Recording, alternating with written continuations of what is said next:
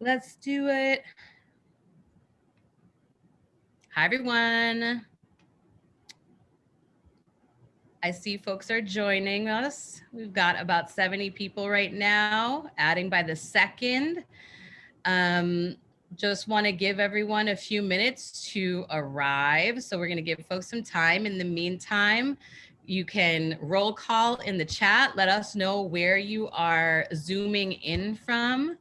And also, if you are feeling fancy, what song makes you feel like summer? So I will go first and say that I am Rachel O'Leary Carmona. I am the executive director of Women's March.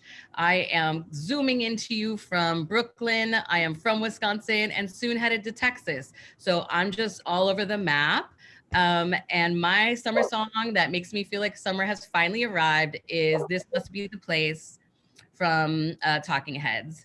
So I'm gonna look to the thing here. We've got, let's see. Oh, we got some Beach Boys in here. I'm not mad at that. We've got North Carolina, San Diego, Tulsa. I'm moving to Amarillo, Texas. So I will be in the Oklahoma neck of the woods. Queens, Wisconsin, west of Madison. What, like Middleton, Verona? Verona South. West Palm. Someone else from Texas. Yay. Summertime from Ella Fitzgerald. Don't let Nelini go on this. What are your songs? I bet you Nelini has a playlist of summer songs.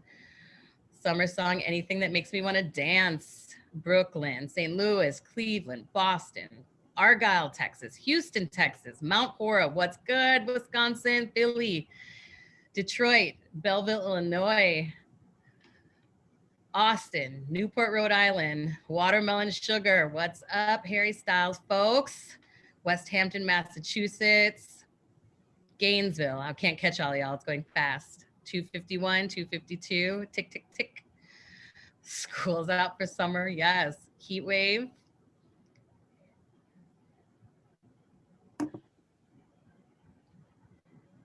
Atlanta, summertime, ditto that summertime, lots of summertime here.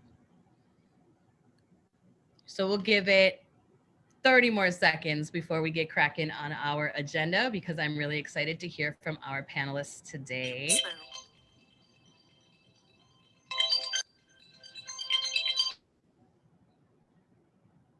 Fort Collins, Colorado. Something in the air tonight.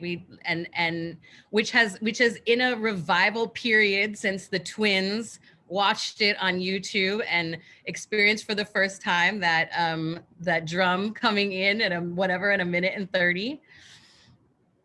Those twins are amazing. So we are going to get started. So I want to thank everyone for joining us.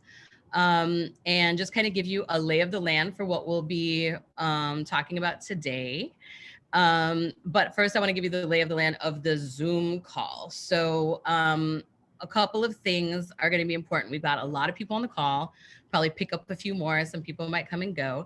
The chat just moves too fast for this amount of people. So what we're going to ask you to do is if you have a question, put it in the Q&A. And that is, look down at your screen here on the bottom right-hand side, second from the left, it should say Q&A, and that's where you can put your question.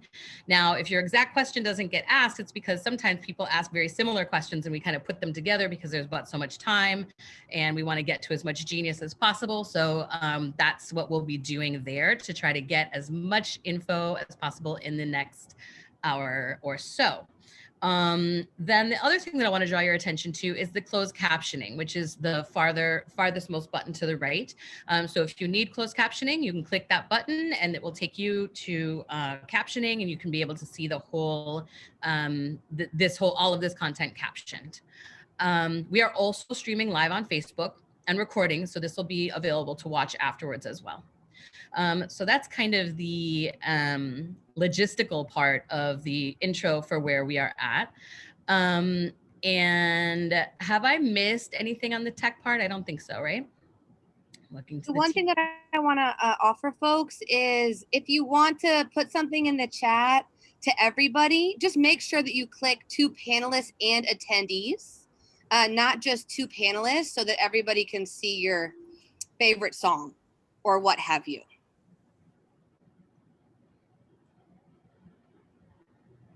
Thank you. So I'm going to give a really quick frame up of what we have, what we're talking about, and who we have going on right now. I would love to actually just tell you who's going to be on the call, and then later they're going to introduce themselves and talk a little bit about the work that they do and what brings them to it, and etc. What their summer song is. Let's put them on the spot, where they're coming from, and yeah, about what's going to be happening for what we're calling the recovery recess.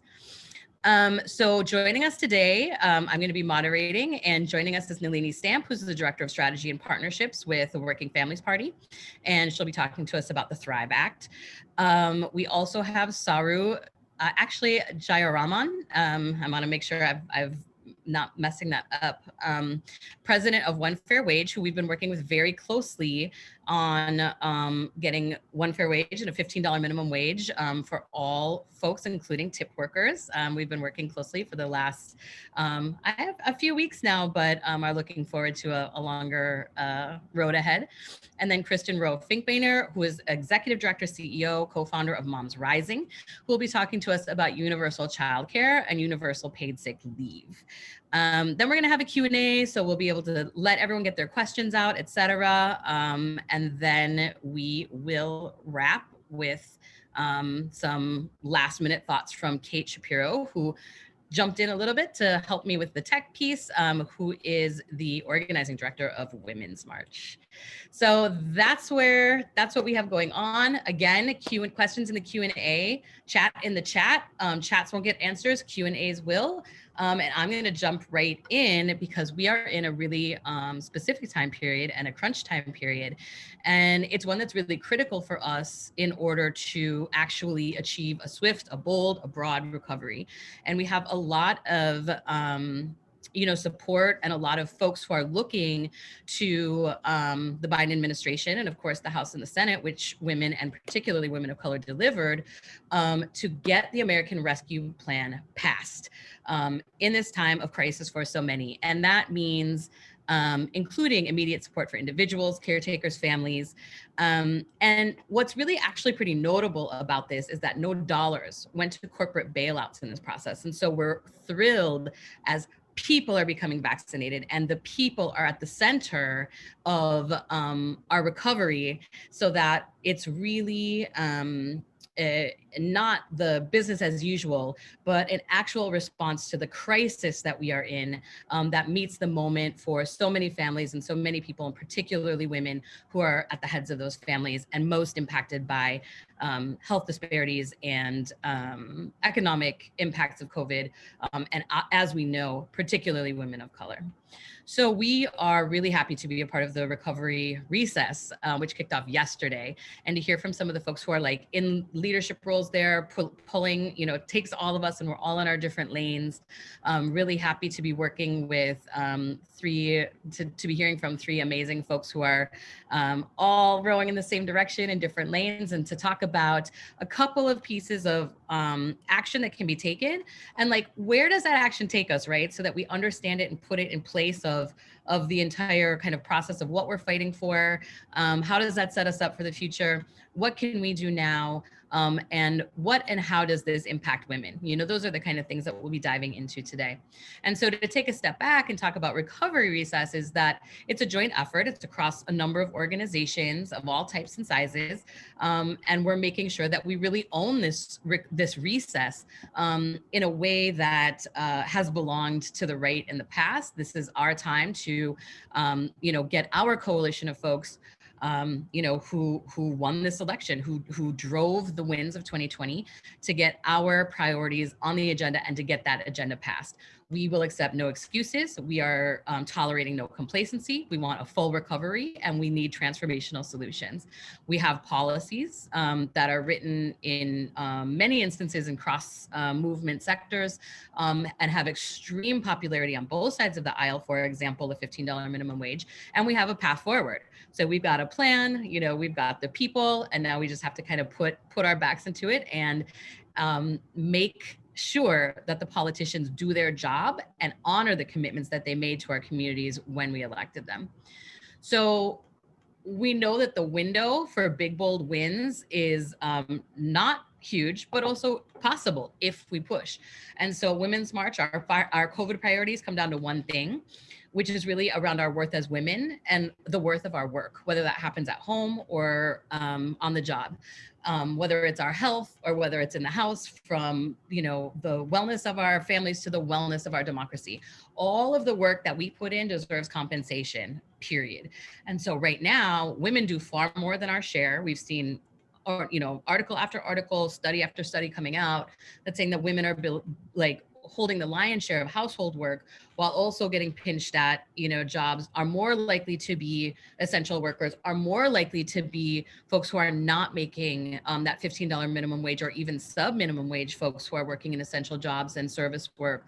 And so we know that now is the time for us to come together to, you know, to get that relief that we need, and to push for this moment where we get a radically expanded, you know, support structures for the families that we need to, in order to thrive, and to get that new infrastructure that will actually meet the time that we live in, and go beyond. Because we have to think about, you know, the first of Biden's Recovery Act was thinking about, like, okay, what does COVID relief look like?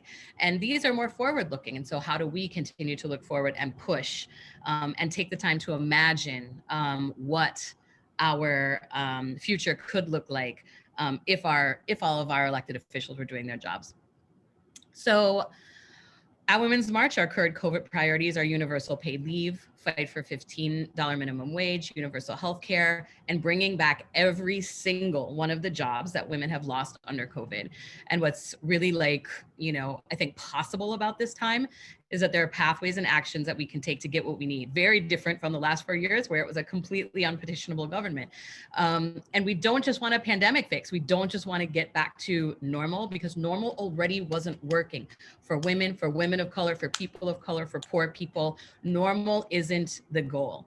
And so we want to get you warmed up. I'm going to get you warmed up and get you ready for the speakers. I'm about to transition to hear all of their brilliance. But before we do that, I want to ask you all to name a woman in the chat whose love, labor, and stamina you want to lift up and honor. It can be someone you know, it can be someone from history, it can be someone that you don't know, it can be whatever that looks like for you.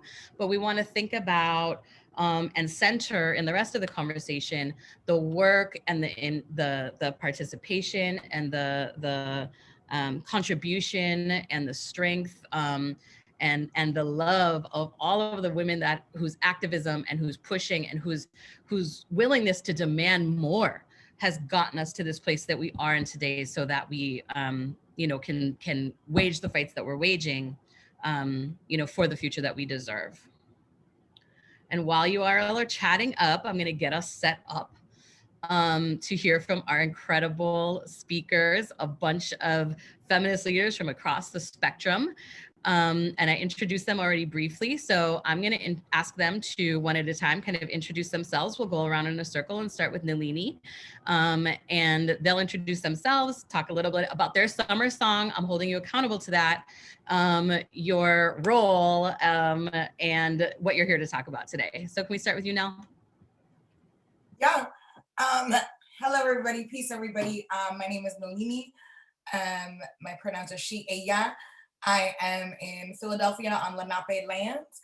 I'm the Director of Strategy and Partnerships for the Working Families Party. We are the political home, and we're the political home for the multiracial working class. That is a third party that is not delusional third party in the United States. And we're for the many and not the few. And I'm here to talk about the Thrive Act. I am not going to forget that my summer song, my summer jam, I feel like it's between two. It's Show Me Love by Robin. You got to show me love. Yes. That just always look at you. Words are so easy, that punk one. And Bobby McGee by Janis Joplin, totally different genres, but either one gets me ready for the summer. And I'm here and I'm excited to talk about the Thrive Agenda. Yes, thank you, Nell. I knew you'd be on the spot with the summer song. Saru, can we go to you? Sure. Hi, everybody. My name is Saru Jayaraman. I'm the president of One Fair Wage. We are a national organization of about 240,000 restaurant and other service workers, 850 restaurant owners, and like a couple 100,000 consumer members. And we've been fighting and organizing to raise wages and working conditions in the restaurant industry for the last 20 years. And I am definitely older than a lot of people on this call. And so the first song that came to mind is Summer, Summer, Summertime by DJ Jazzy Jeff and the Fresh Prince. And that's it, I think, for now, right? Yeah, that's good. You are not, that is also a summer jam for me. And there was a lot of that in the chat. And Kristin, can we go to you? I'm Kristin Rowe-Finkbeiner, the Executive Director of Moms Rising. Our mission is to increase family economic security, decrease discrimination, and build a country where everyone can thrive. And to that end, we're working on helping to build a care infrastructure, which includes many policies, not just one, not just two, but many, because we really know and we follow Audre Lorde's wisdom that we don't have a single issue struggle because we don't live single issue lives. And I'm thinking about my song. When you asked that question, a million songs came into my head, but the one that stuck was Cardi B's new song, Up, because we are women rising up and we're expecting to have more rising up over the summer. So I bring that to you as a summer song of 2021. Yes, if it's up, then it's stuck. So let us go to the work, because that is what we are all about. So can we just stay with that order and go back to Nell and tell us, we have 4 questions that we want everyone to ask. So I'm going to dish it up. And then if you get going down a thread, I'll bring you back to the questions and we'll make sure, because there's way too much work and prep for the time that we have, but we're going to make do with what we got, because that's how we do in this movement. So what I'm going to ask you is 4 things. You've talked about that you're coming in to talk about Thrive. So what does that mean? What is the issue? What is the solution? And then like, what is the change? Like what will happen if we were to get our goals there? And then like, what does it look like to actually do it? And then particularly, what does this mean for women, and how does this kind of advance us towards our feminist future? Totally, thank you. So I'm going to start off really with just the basic of what Thrive means, and go through that all. So thanks, Rachel. The Thrive actually stands for Transform, Heal, and Renew by Investing in a Vibrant Economy. It's an agenda that is a roadmap to a just recovery.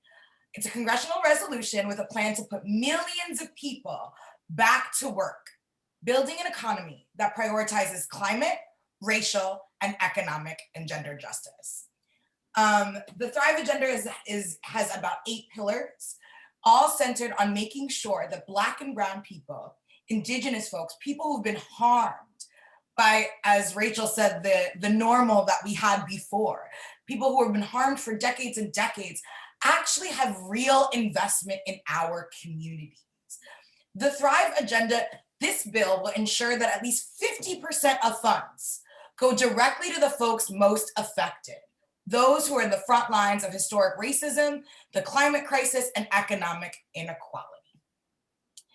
And so what will it change? So, the reason why we're doing this is because we obviously are competing crises to crisis. And I want to take it even way back. When you think about the AIDS crisis, when you think about the foreclosure crisis of the 2000s, the recession that we're still reeling with, when you think about things like Hurricane Katrina, Hurricane Andrew in Florida, Hurricane Maria in Puerto Rico, our communities had to continue to be first responders for one another. We have to raise funds after funds, GoFundMes for funerals cost, GoFundMes for taking care of one another. And it is actually time for our government to take care of us. And the Thrive Agenda puts that. We can no longer be the first responders to our communities. And so the minimum of it is creating 15 million good, clean jobs. And when we mean good, we also mean union. We also mean making sure that workers actually have dignified rights in the workplace by spending $1 trillion a year for the next 10 years. And it does tackle a lot of the crises that folks are going to be talking about on this call. But the reason why it's so important is that in the past, and I don't want to glorify the Depression because folks like me, I mean, the New Deal, because folks like me and communities were cut out of it.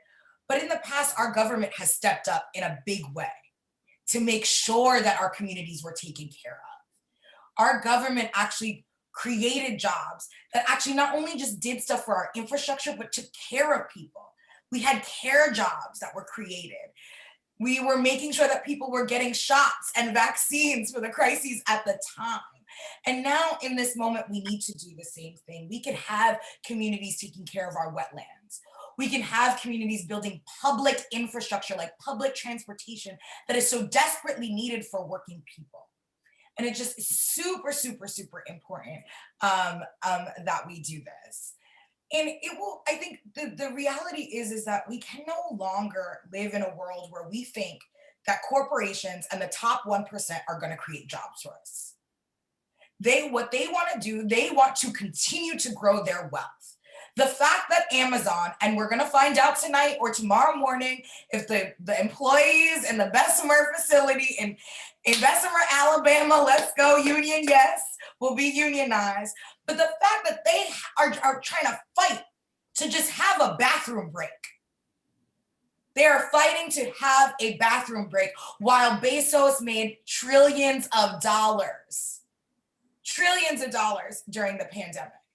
He's become the richest person in the United States in this last year. That is the fundamental problem. So what we're saying is that it is time for government to step in, to create jobs that are centered on care, that are centered on climate resiliency, and that are centered in making sure we are repairing past harms, especially with the indigenous and tribal nations. And I'm gonna just continue to go to, how do we get it though? All your questions here. I think it's really important we get it by organizing. I think one of the things that folks are, it's rough for a lot of us. We've been through 4 years of some really gnarly stuff. I would say a lot, but we're on Facebook Live right now. We've been through 4 years of some bad things and decades and decades of really terrible stuff in our country. And also our people are so resilient that we just have to organize. We have to keep up that momentum, not only when we are in a dire crisis, which we are still in. Yes, we have Democrats at the helm, but we are still in a dire crisis because our communities are suffering. We need to make sure that we organize collectively. So tomorrow, there's a National Day of Action called Time to Thrive. Folks can actually continue to call their members of Congress, call their legislators. You can text recess to 30403 because we are putting up the heat now. It's congressional recess. Your members of Congress are off. They're at home. Yeah, they might be spending time with their family, but we need to make sure that they know they must pass 15 million of jobs for our people.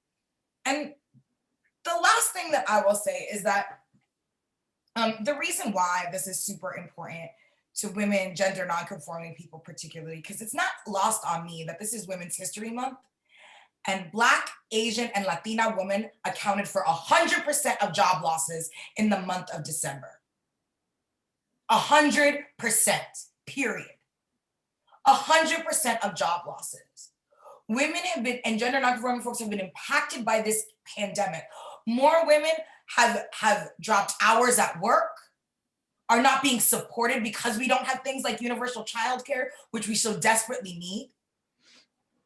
And this is an atrocity because the burden is on us, because who else is in the front lines of this fight? Who is taking care of our communities? Who is taking care in healthcare, in elderly care, in taking care of our children, it is a majority women. So when we're saying creating jobs, when we say that we want jobs in our communities and that we want Congress to pass 15 million jobs, you best believe that that is a feminist demand. That is a feminist demand and a feminist principle. Because care and the caring economy, which I know that Kristin's probably going to talk about when Moms Rising, care is not this weak thing that people want to just be like, oh, that's cute, it's care. It is a radical act. We have been caring for our communities since ballroom houses, during the AIDS crisis. We continue to care for our communities. All of those mutual aid efforts, that is showing each other radical care because we always must be the first responders. So that's why we just believe that Congress must, absolutely must, pass the Thrive agenda. And again, I think a lot of us are just agreeing that at minimum 15 million jobs, $10 trillion a year for the, well, not a year, woo, I wish, $10 trillion total for the next 10 years. And I think that's where I'm gonna end it. But again, you can text recess to 30403 to get involved with our campaign. Call your members of Congress, and we'll also be talking about more of this stuff later.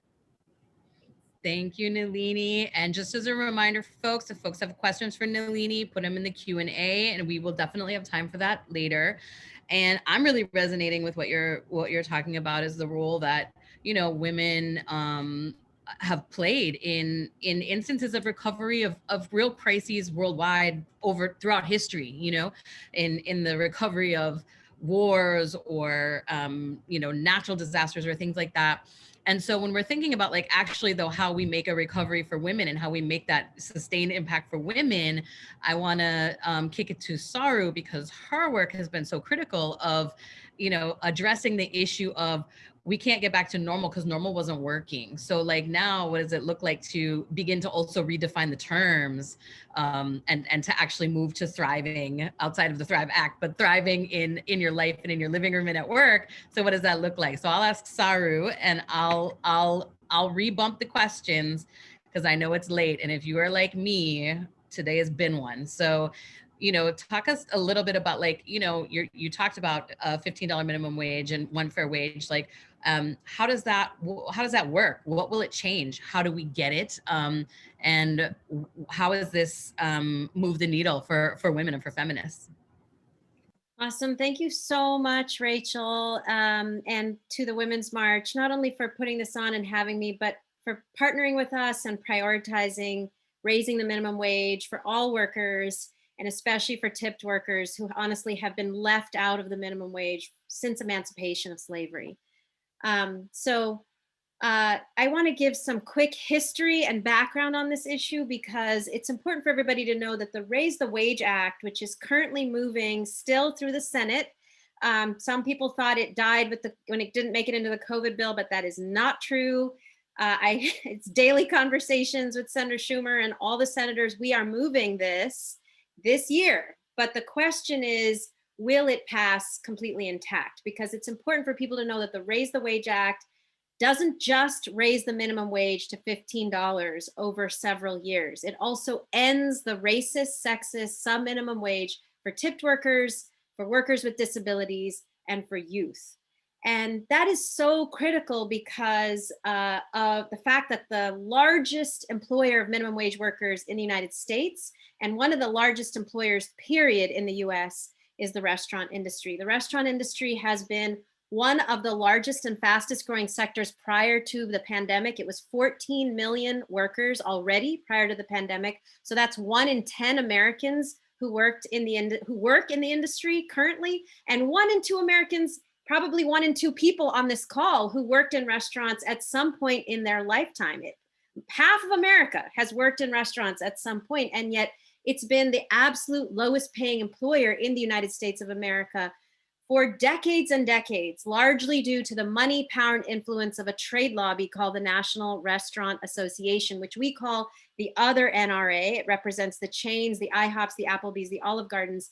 Turns out the other NRA has been around 150 years since emancipation of slavery. Here's the thing, right before emancipation, waiters were mostly men. They were mostly men. They were mostly white men, in fact, and they earned a full wage.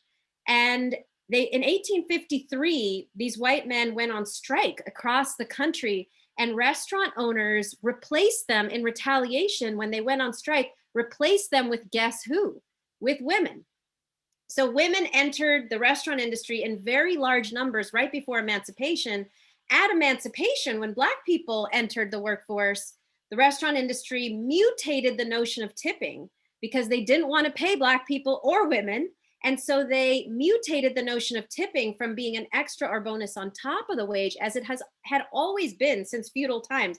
You know, tipping originated in feudal Europe as an extra or bonus on top of the wage. It became a replacement for wages because the restaurant industry didn't want to pay Black people and didn't want to pay women. So it's so important to understand, we're talking about, oh, it's going to be hard to have the wage go up. No.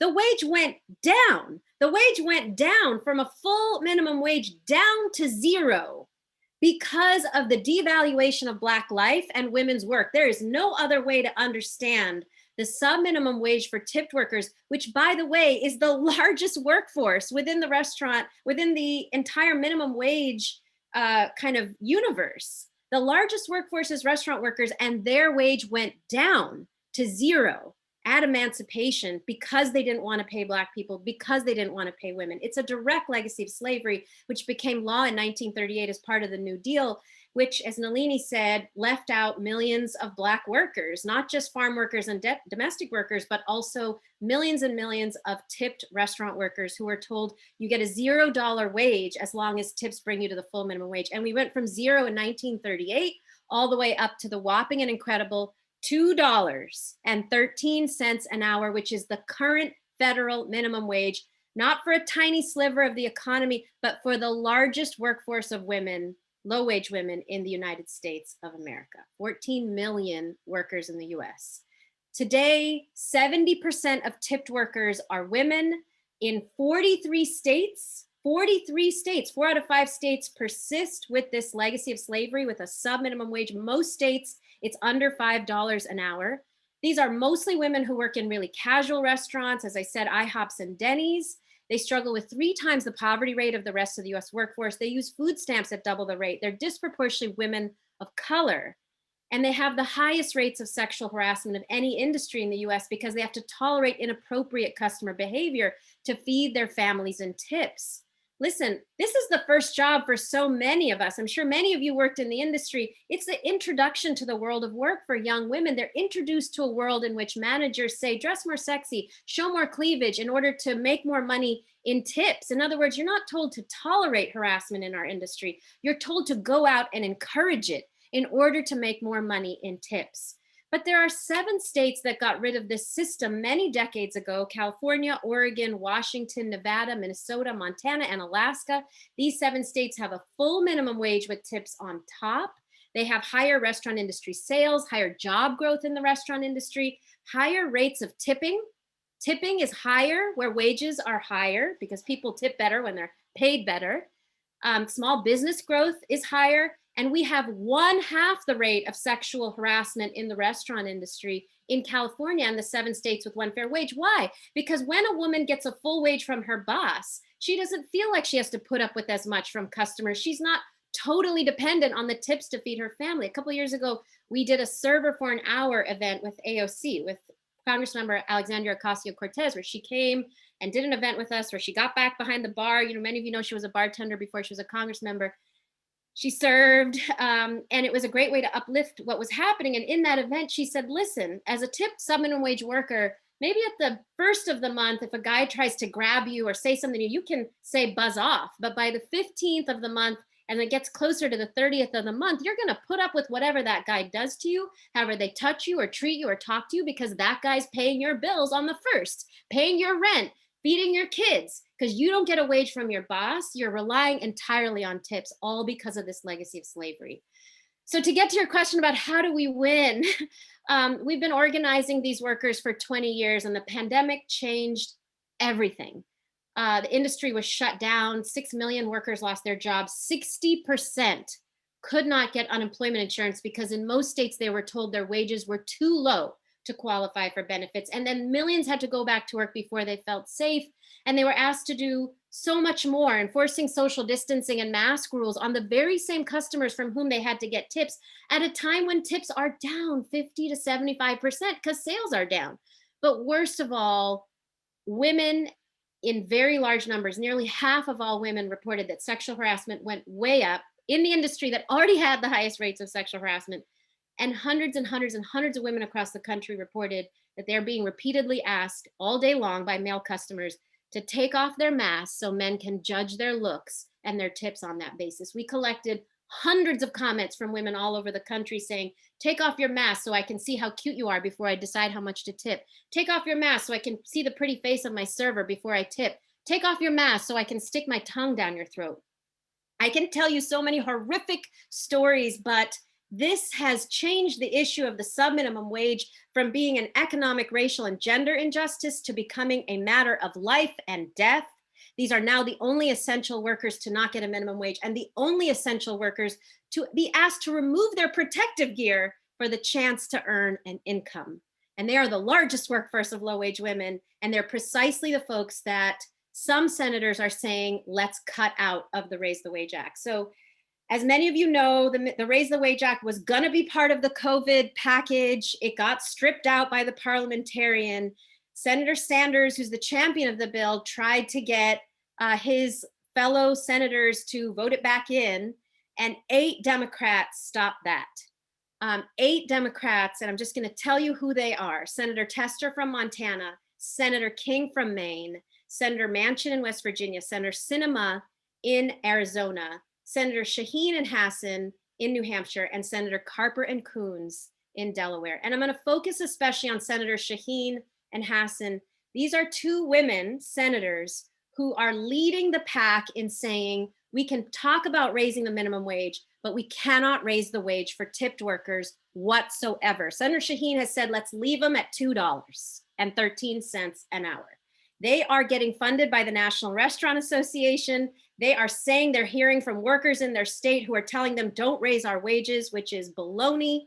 We need your help to tell these women that we need to end this sexist, racist subminimum wage once and for all, in addition to raising the minimum wage to $15 an hour. So we know that this bill is going to pass at some point this year. We've been with Rachel on so many calls with the White House and Senator Schumer and so many people. This bill is moving. The only question is, will it actually be 15 or something less?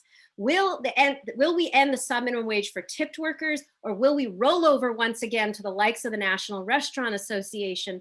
Or will we have the power to tell these women in New Hampshire and these 8 senators stand up against the National Restaurant Association and end this legacy of slavery and source of suffering for women for so many decades? And I don't know if this is the right time to do the call to action, or we'll hold on that till the end.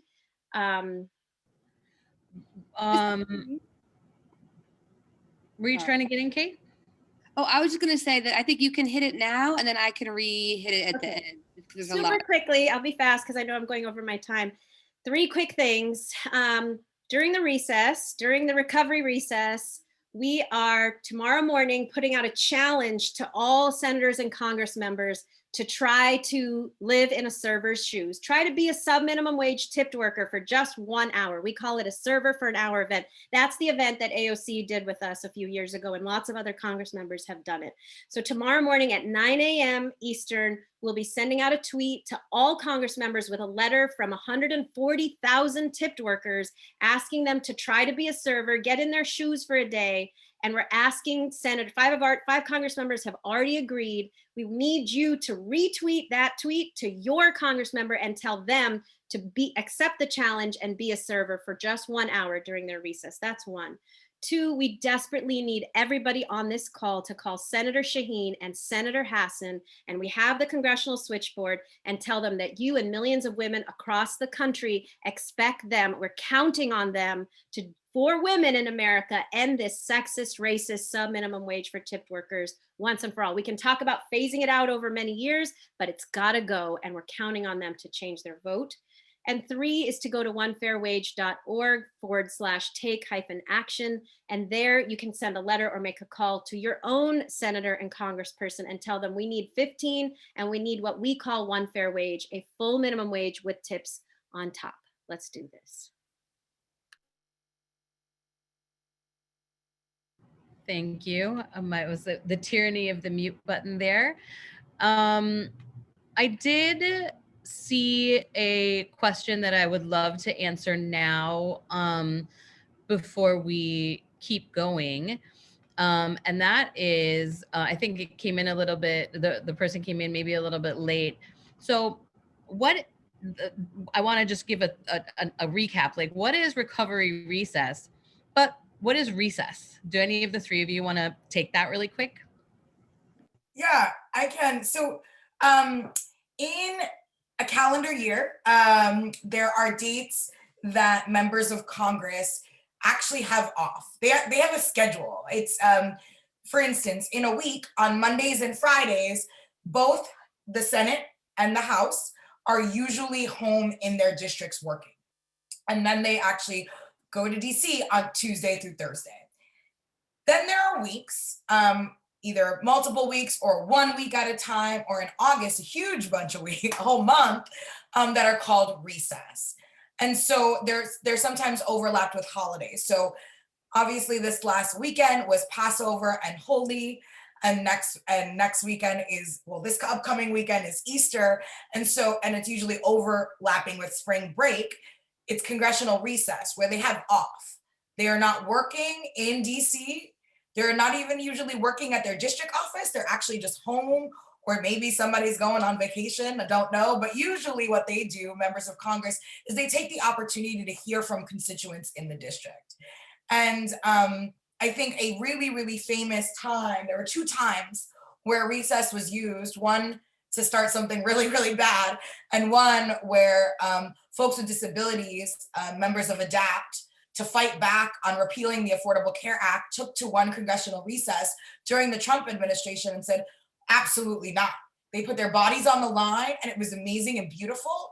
They were beaten at members of Congress's offices, but it was a beautiful, beautiful, beautiful show of display. And unfortunately, in 2009, when we were having the healthcare debate in the first place, and the really far right at the time, they were called the Tea Party, was created, and they used recess to go to town halls, and they bombarded and they called and they did everything with their legislators.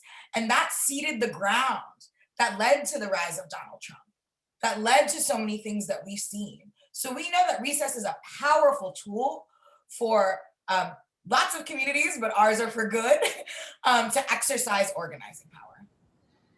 Yay. And so thank you, Nell, for all of that. We are going to, there's been a bunch of information that we put in the chat to follow up. We will also follow up with email for those of you who are saying more, it's going too fast. We know the whole, like, our life is too fast. If you saw my crow's feet, you would understand how fast it's actually going. So I'm going to ask Kristin to jump in, talking about ways to make this ours. Like, let's jump into that for your section. So do you want me to go over the 4 questions again to kind of orient you? Sure. Okay, so we're asking, what is the thing that you are taking on? Like, what's the fight and the solution? What will it shift? What will it change? How do we get it? And how does this get us closer to a feminist future? Thank you. Thank you to the Women's March, to the leaders on this Zoom, to everyone who is raising their voices. Sorry, my computer just glitched for a second. As we've been hearing, the data is in, and the pandemic is having a completely outsized impact on women and moms, with women of color experiencing compounded health and economic harms due to unchecked structural racism. But this moment, this situation isn't just due to the pandemic. We were hanging by a thread, and families were hanging by a thread when the pandemic started, and that thread has unraveled altogether. The pandemic has laid bare the devastating economic and personal costs of our country's failure, absolute failure, to invest in care or to have a care infrastructure, not just this year, not just last year, but for decades. Families have been left to shoulder the burden of caregiving and working, often double and triple shifts.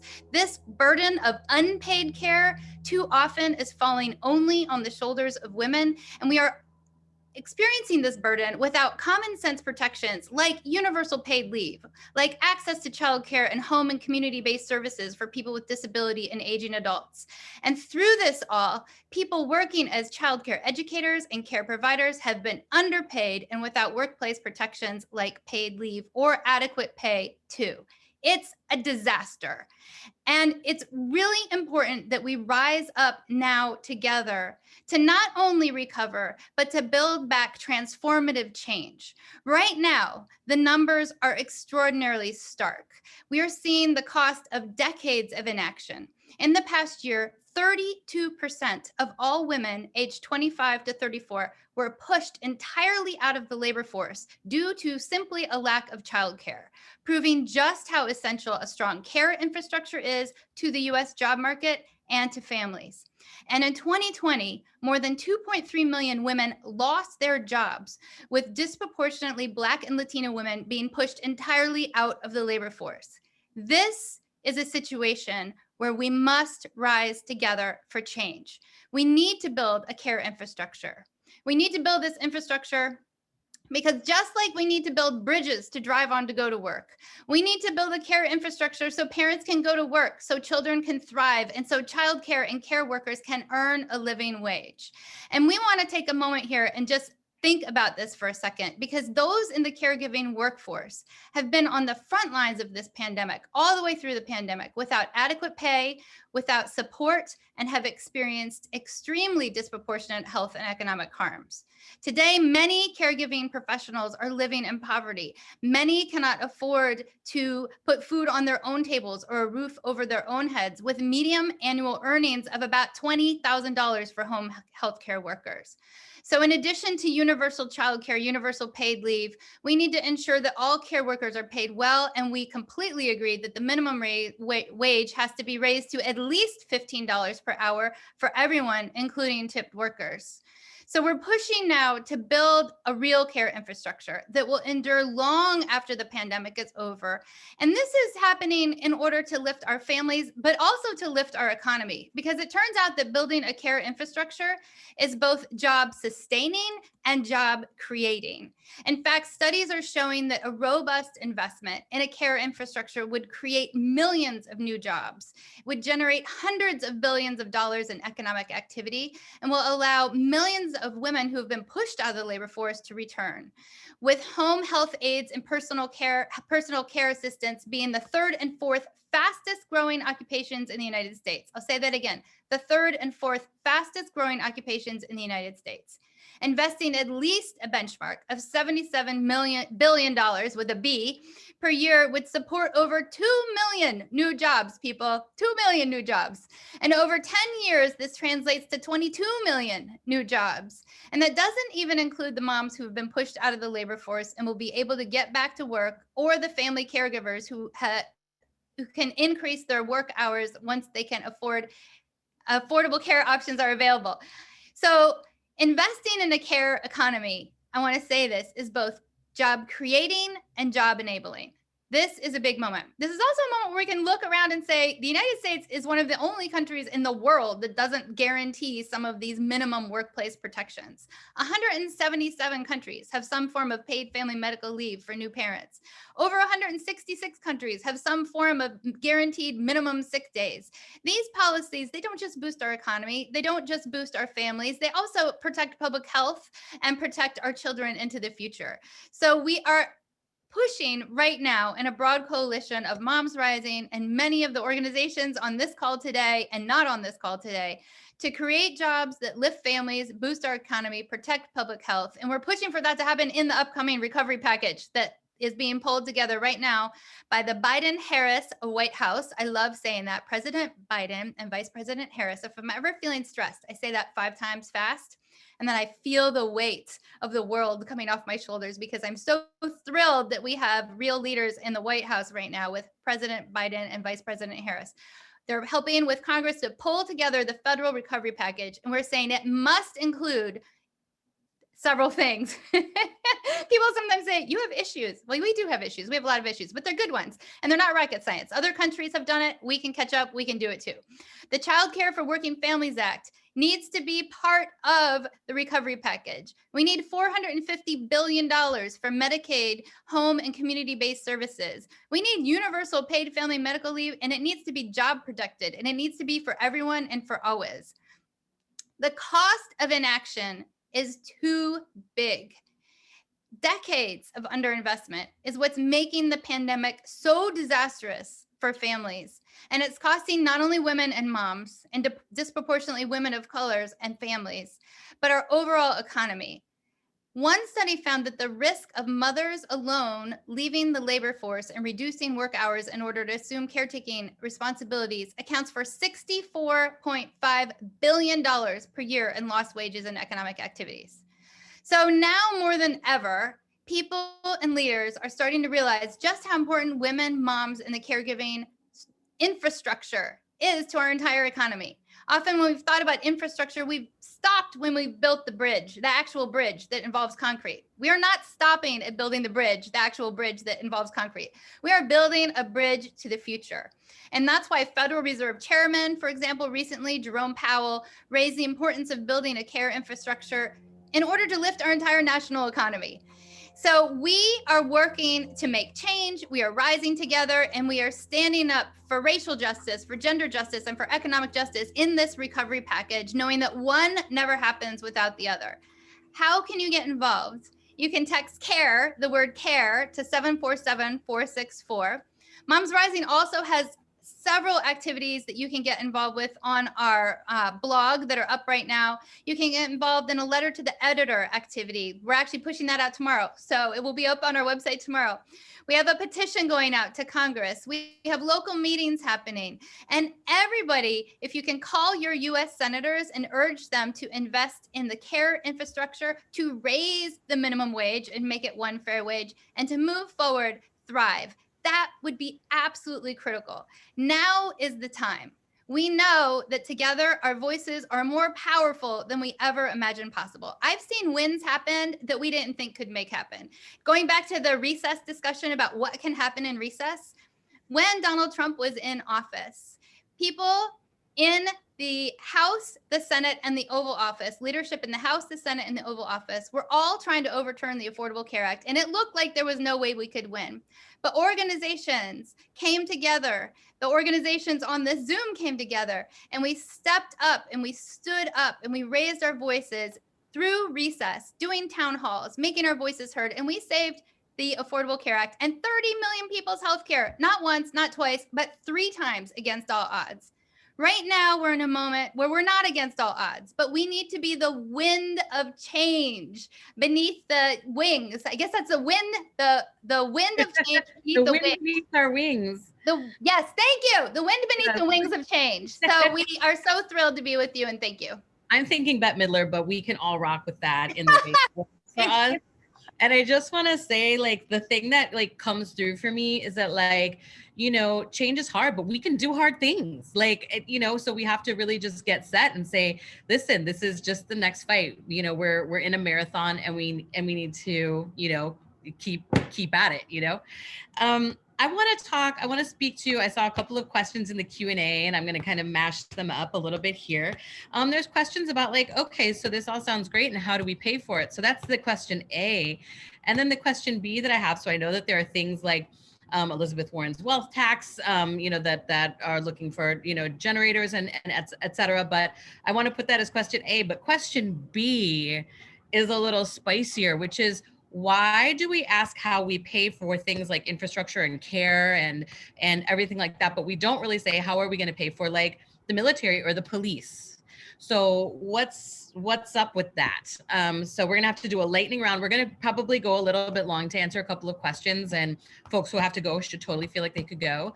But yeah, like trying to do just a really lightning round of why that happens. I mean, it seems like my answer would be because like racism, but like like how could we dig into and put some nuance to my one word answer?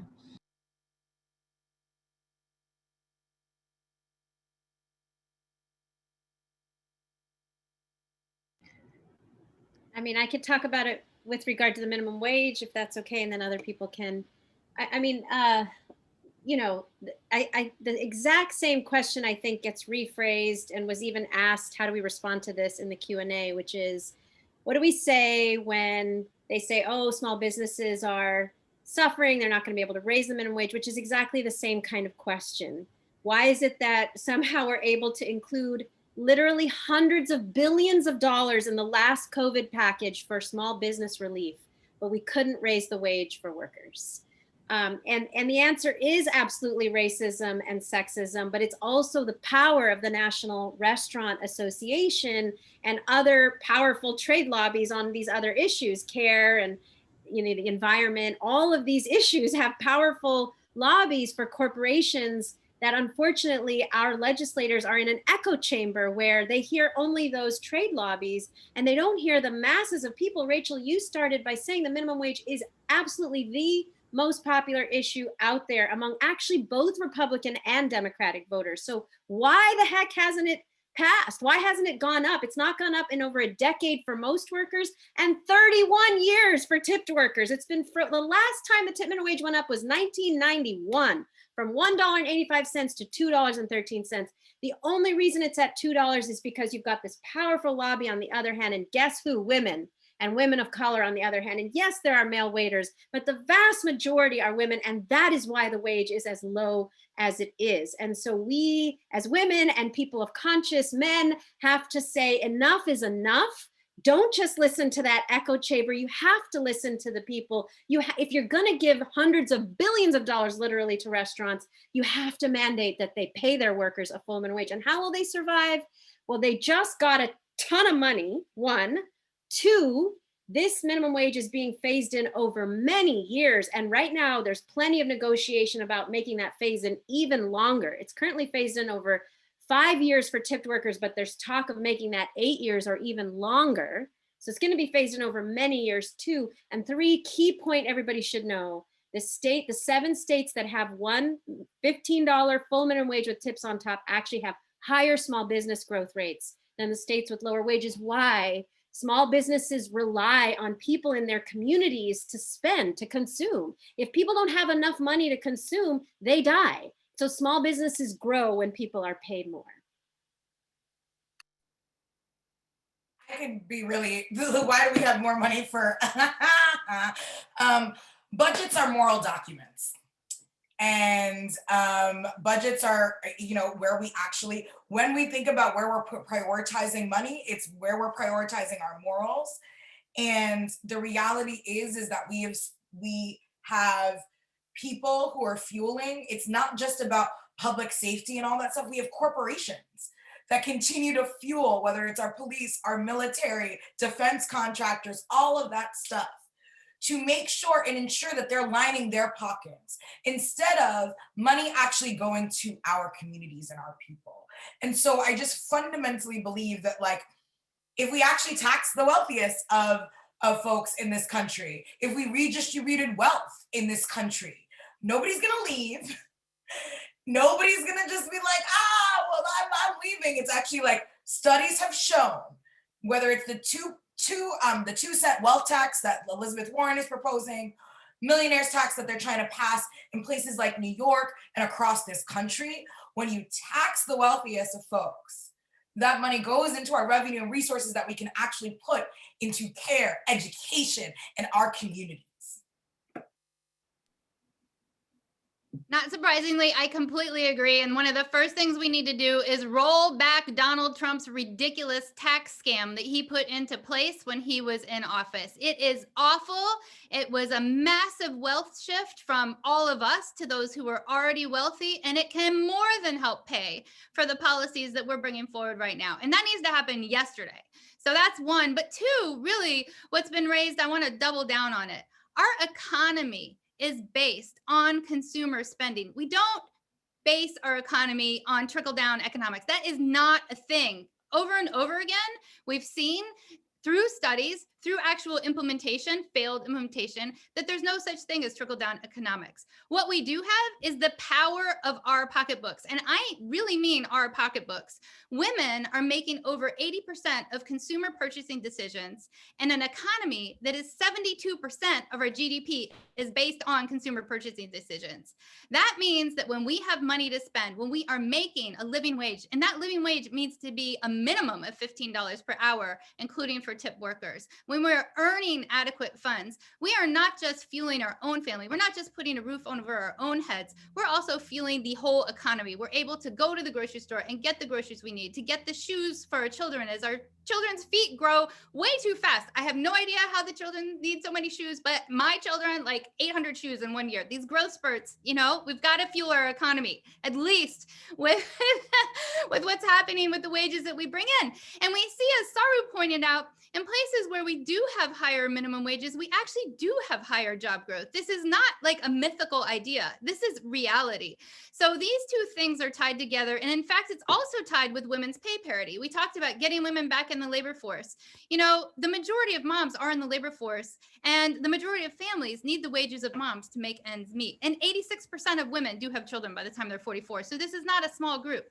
And we know that when we are earning wages to put food on the table, that we are actually still experiencing intense wage discrimination that is compounded with moms of color experiencing even more wage discrimination due to structural racism. If women and moms had pay parity, and raising the minimum wage would help us get to pay parity in many instances, then we would put 50% of children out of poverty and increase our GDP by at least 3%, according to the Institute for Women's Policy Research. So the question isn't how can we pay for this? The question is why aren't we already paying for this? You know, now is the time. We're 51% of voters. We are 80% of consumers who are buying things in a consumer fueled economy. We are here, we are rising, and we are demanding change now. So thank you.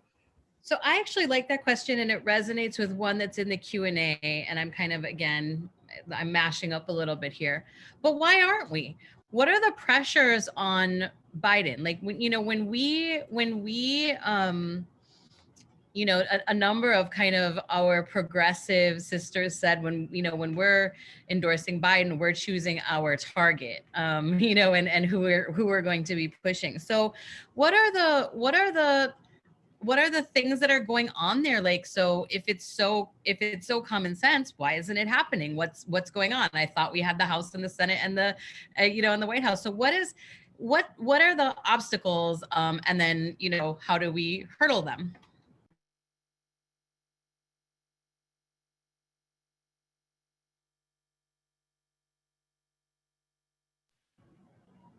I mean, on minimum wage. Has a big smile on her face, like she's about to start some drama on this one. So I'm here for it. Go ahead, Saru.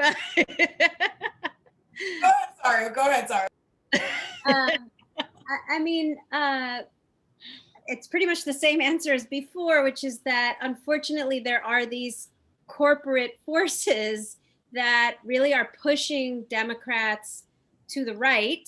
In some cases, these 8 Democrats who voted no on minimum wage, and their forces in the White House, same corporate forces pushing Biden to the right. So he's not, you know, he hasn't come out as strongly as we would like on 15 and tipped workers. He did initially, but we need more public push on that. And honestly, he has the power to whip these 8, you know, these 8 that have voted no. He could tell them, we got to do this. We got to get this across the finish line, because it's an existential issue for Democrats. It is so freaking popular, the minimum wage. If they don't deliver it on this year, they cannot keep the House or the Senate. There's no way to keep the House and the Senate in 22 unless they deliver on minimum wage, because over 60% of all Americans support raising the minimum wage. It's that popular. So the corporate forces like the National Restaurant Association, like the Chamber of Commerce, are the ones that are really keeping the White House and these 8 senators from doing what they need to do. And we need to marshal all of our forces now more than ever, as Rachel said, not to sit back and pretend like somehow these are our heroes and they're going to take care of everything, but instead push harder than we would before. It frustrates me so much, because sometimes on the left, we do what the right would never, ever do, which is that when our people get into office, we sit back and we're like, we're done. And instead, when the right people get their people into office, they push harder. And that's what we should be doing. We should be pushing harder now than we were last year, because we can actually get what we need across the finish line if we push. And if we make sure they know their bread is buttered by us and they can't stay in office in 22 and 24 without it. Yeah, I mean, yes, what Saru said.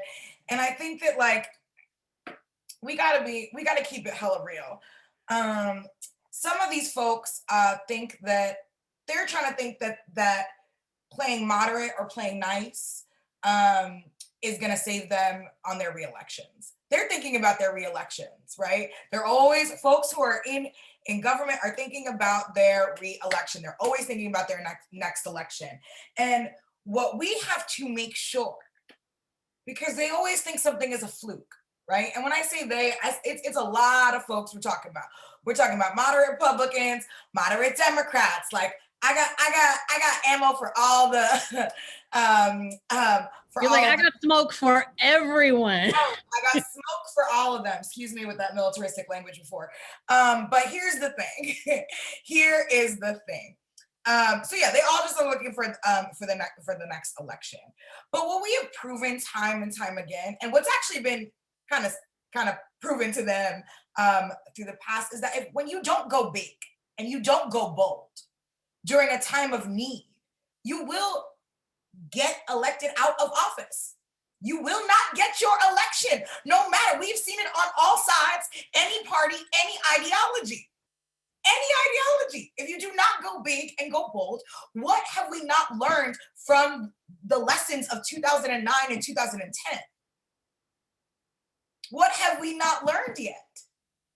When people did not, no banker went to jail, and the American public knew that for the 2008 financial crisis, where 60% of wealth out of African American communities was taken.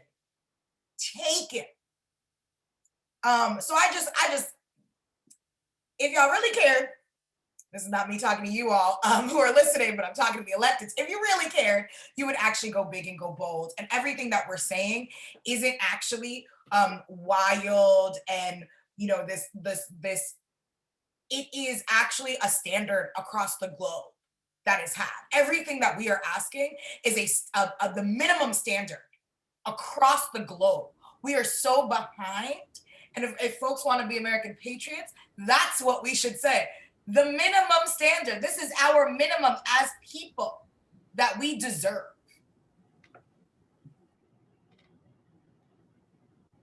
Again, I completely agree. I mean, it's ridiculous that we do not go big and bold right now. It is absolutely ridiculous. We worked so hard. I know everybody on this Zoom together, everybody in the leadership circle worked so hard getting out the vote. And we are going to be committed to continuing to get out the vote. But in order to inspire us, those who are listening, to continue to get out the vote, we need to have bold, transformative, real change. We know that the problems that we're facing right now aren't only because of COVID-19. We know that COVID-19 has exacerbated existing problems. So we know that it has just shined a bright spotlight on the damage that we already had in our country. So we know it's absolutely 150% time for transformative change. And now is the time for transformative change. And we also need to ultimately make sure that our US Congress mirrors and reflects our country. Right now, it does not. So I would offer the opportunity for everybody who is on this Zoom to look around in your life. There's probably a person who would be spectacular in public office. And women on the whole need to be asked at least 7 times to run for office. So either you yourself may want to run for office, or you may want to find somebody near you to run for office, and really encourage them again and again to run for office, because ultimately we need to change who represents us to reflect us. And so right now, we need to be the wind beneath the wings of change. Yes, I said it without stumbling over that one. And we need to put our pressure on. We need to double, triple, quadruple down. We need to raise our voices like we have never raised them before, because we have an opportunity for change. A window is open. We are up against huge forces, corporate forces who do not want the policies that we want. We have the widest gap between the wealthy and those who are the rest of us of any other industrialized nations in the world right now. That has to stop. We need to change our economy. And when we change our economy, we all win. So we know that raising our voices, double, triple down right now is critical. Because let me tell you, it's not just these policies that are on the line, our democracy is on the line. So when we're talking about these policies, we also need to be looking at HR 1 to make sure that we're ensuring voting rights, and we need to be looking at our states for voting rights. There is a lot of work to do. But here is the beautiful thing. We still do live in a democracy, and our voices still do matter. So I am so thrilled that you're on here on the Zoom tonight together, because that means you're raising your voice. And I urge you to double, triple, quadruple down on raising your voice even more during this window of opportunity when the House, the Senate, and the Oval Office have leadership who are talking the talk. It's time for us to make them walk the walk. So thank you. Fantastic. I'm going to jump in here and bring us home.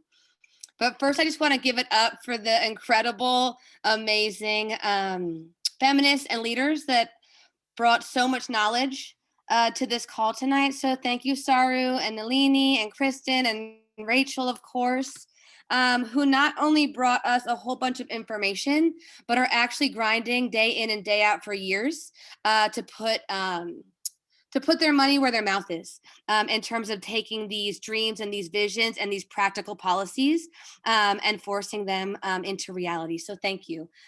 Super, super appreciate y'all and all of your work and leadership. And just wanting to restate, because there's a bunch of other questions in the chat that we, of course, were not able to get to, but the policies talked about tonight are not the only ones we need. We are very crystal clear on them, but they are fundamental in helping us secure jobs, care, and democracy as key tenets of the transformative change that we know we need. And we can go big and we can go bold, just like we were just talking about, tomorrow. Y'all don't have to wait till next year or 2022, baby. That's what we have recovery recess for. So we encourage folks to actually get in on the recovery recess glory with us starting tomorrow. And so just like Nelini was talking about, you can go to this map. I just put it in the chat. And that is going to show you the hundreds of different events that are already taking place and already scheduled over the next 2 weeks that are hitting on some of these core issues. So you can go find one if there's one in your area and jump in with the Time to Thrive town halls tomorrow. Or if there's not one, you can go get up on that map and start your own, everybody, right? There's not always going to be something for us to plug into. Often we've just got to go on and make it ourselves. So I want to invite folks to check out the recovery recess map because we've got 2 whole weeks of action. The other thing that we want to invite you into at Women's March, as well as all of the other amazing opportunities that we heard about tonight, is that we at Women's March are going to be giving our different legislators the business at the end of next week with what we are calling a special delivery. And that can be tailored to your specific legislators and their specific constituency. But essentially, we want to be delivering bouquets and a message that essentially is roses are red, violets are blue, go hard for a real recovery, or we'll primary you. Knowing that nothing is actually promised, their seats are not guaranteed. We gave them those seats and we can remove them if they do not actually act with the courage that they need to and meet the moment and the demands of their constituents. So we invite you to participate with us on that. And we will be sending an email, and we can put that link also in the chat in terms of how you can sign up to host your own special delivery action. And then we're also going to be sending out this recording, a number of the calls to action that Saru and Kristin and Nelini ran down, but essentially bookmark that map, join us for the special delivery, and get up in this work with us. Because it's going to take a ton of calls. It's going to take a ton of time in the streets. It's going to take a ton of actions and tactics that we have not yet made.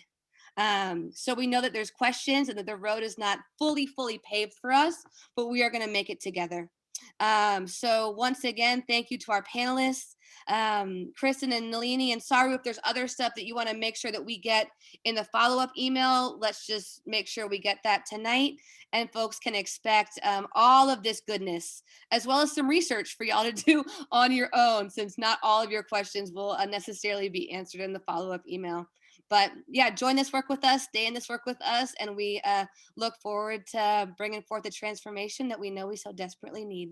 So without further ado, we are going to wrap this baby up and send everybody on their way. And we will also put the content or the sort of social media information, the websites for the different organizations, One Fair Wage, Working Families Party, and Moms Rising in the follow-up email, so you can get up on their list and join them in their longer term work too. So we will see you around, everybody, in the streets and online. Let's do this thing. And with that, good night. Bye, everybody. Somebody end this call.